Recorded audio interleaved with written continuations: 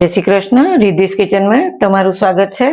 आज આપણે કડક રૂમાલી રોટી બનાવીશું। તેના માટે આ દોઢ વાડકી મેદો છે અને અડધી વાડકી ઘઉંનો લોટ છે। આપણે હવે આ દોઢ વાડકી મેદો છે એ તાસમાં નાખીશું। એની અંદર આ અડધી વાડકી ઘઉંનો લોટ છે।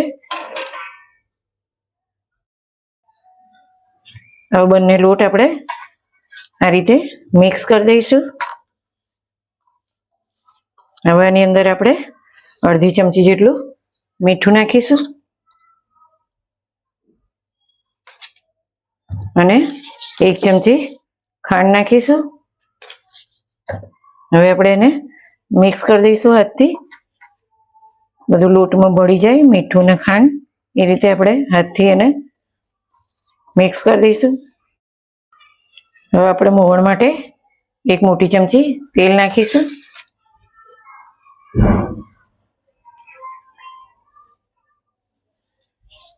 હવે આ રીતે બધું મિક્સ કરી દઈશું। હવે આપણે આ એક અડધા કપ જેટલું દૂધ છે એને આપણે થોડું નવશેકું ગરમ કરી લીધું છે। હવે એને ધીરે ધીરે નાખી એનો લોટ તૈયાર કરીશું।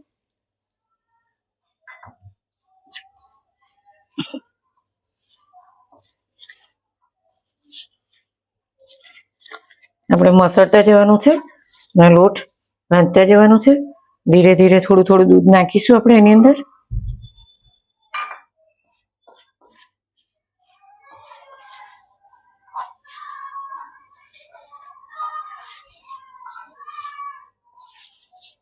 આ રીતે હજુ આપણે દૂધની જરૂર પડશે, એટલું દૂધ છે એ નાખી દઈશું આપણે અંદર।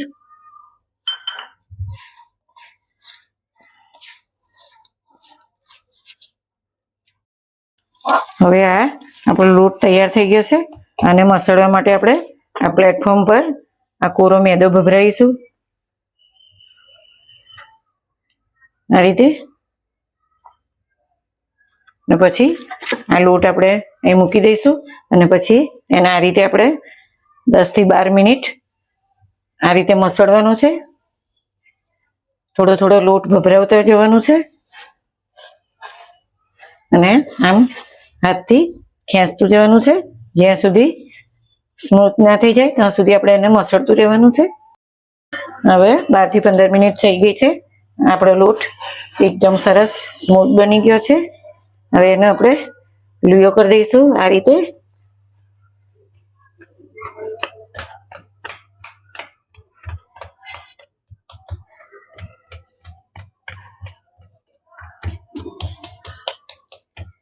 આ રીતે કરી અને એક વાસણમાં આપણે આ મૂકી દઈશું આમ।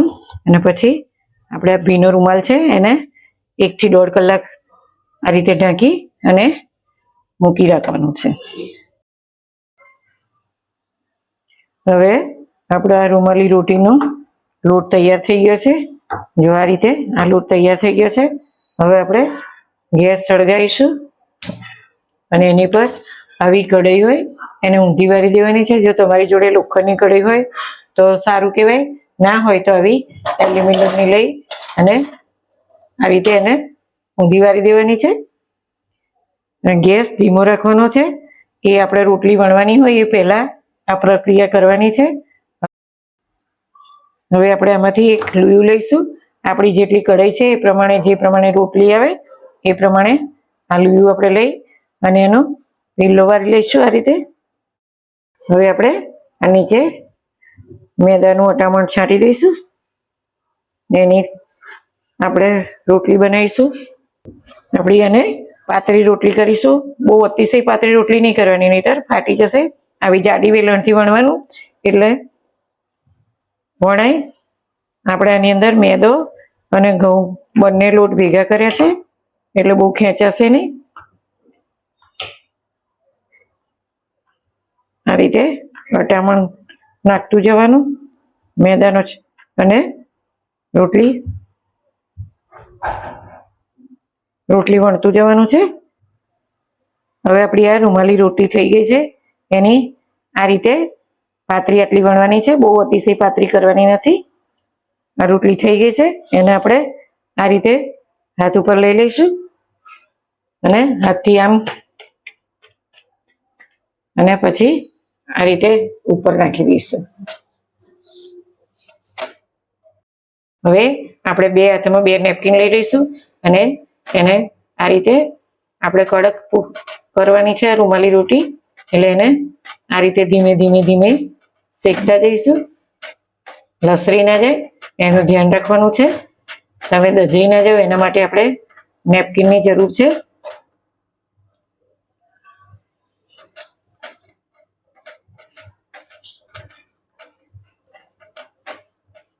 ધીમે ધીમે ધીમે એને આ રીતે નીચે બબલ્સ થશે ને આપણે એને શેકતું જવાનું છે. હવે આ રીતે ગુલાબી ભાત પડવા લાગી છે. આપણે એને આમ સાઈડ ઉપર લઈ અને આની ધારો પણ શેકવાની છે. આપણે કડક રૂમાલી રોટી બનાવીએ છીએ એટલે એને સરખી રીતે શેકવી પડે છે. આ ધાર પણ આ રીતે એને દબાઈને શેકવાની છે. એની કિનારી પણ શેકાઈ ગઈ છે. હવે આપણે એને ચપ્પાની મદદથી આ રીતે કાઢી જુઓ આપણી રૂમાલી રોટલી કડક તૈયાર થઈ ગઈ છે.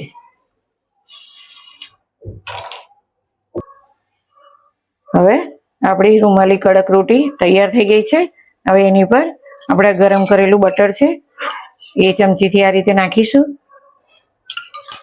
અને પછી એને આ રીતે બધું ગ્રીસ કરી દઈશું.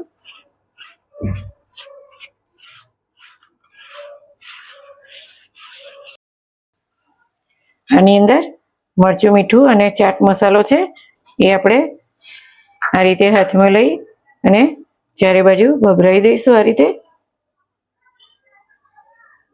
પછી એની પર આ કોથમીર છે સમારેલી એ થોડી આ રીતે ભભરાઈ દઈશું.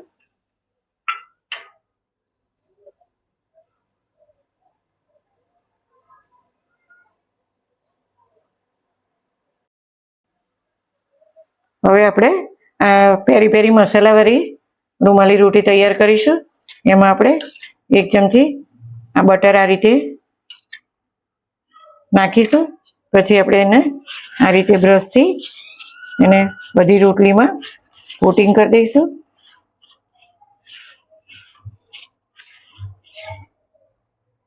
હવે આપણે આ પેરી પેરી મસાલો એની પર થોડો થોડો સ્પ્રિંકલ કરીશું.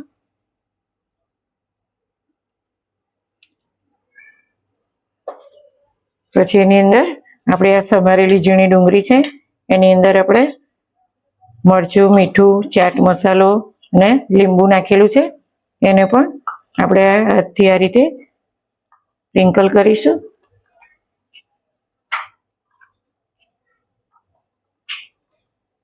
ટામેટામાં પણ એ રીતે મસાલો કરેલો જ છે. ટામેટા પણ આપણે આ રીતે હાથની મદદથી થોડા થોડા સ્પ્રિંકલ કરીશું. પછી આ થોડા ધાણા સમારેલા છે એ પણ આપણે ઉપર નાખીશું. અને હવે આ છીણેલી ચીઝ છે એ તમારી જરૂર મુજબ તમે નાખી શકો છો. આપણે આ રીતે ધીમી ધીમી નાખીશું. હવે આપણે પેરી પેરી મસાલાવાળી રૂમાલી રોટી તૈયાર થઈ ગઈ છે. આ બંને આપણી રૂમાલી રોટી મસાલા તૈયાર થઈ ગઈ છે. તમે આને ગ્રીન ચટણી સાથે ખાઈ શકો છો અને આ સોસ સાથે સર્વ કરી શકો છો. તમને મારી આ રેસીપી ગમે તો લાઈક કરજો, શેર કરજો અને સબસ્ક્રાઈબ.